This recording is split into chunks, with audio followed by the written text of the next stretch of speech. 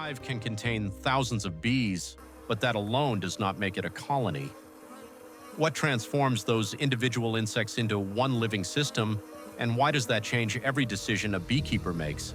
A honeybee colony is not simply a large number of bees living in the same hive. It is a complex, highly organized biological system in which thousands of individuals function as a single unit. A healthy honeybee colony includes a queen, worker bees, and, during part of the year, drones. Each of these groups has a specific role, but none of them can sustain the life of the colony on its own.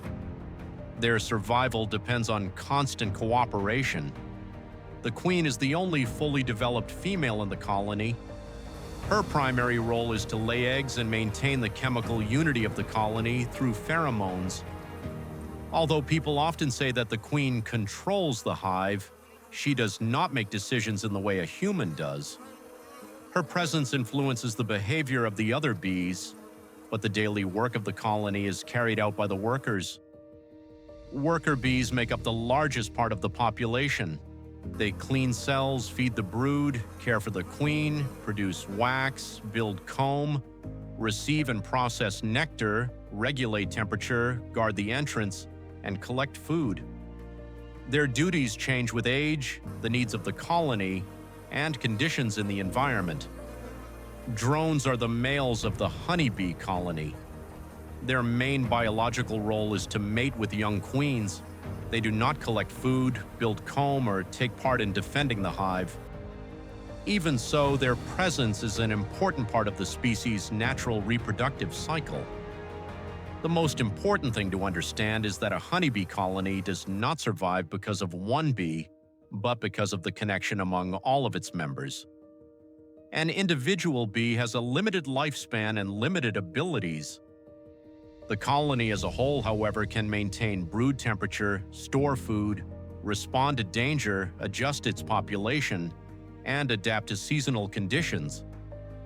Bees communicate with one another through sense, touch, vibrations, and movement. Information about food, danger, the condition of the queen, and the needs of the brood constantly circulates throughout the colony.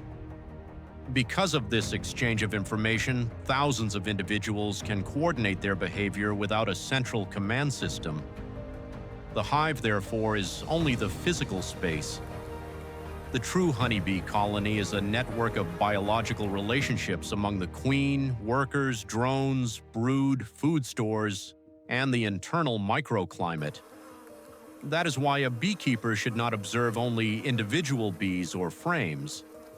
The beekeeper must observe the colony as a whole, its strength, brood pattern, food reserves, bee behavior, and the way it responds to change.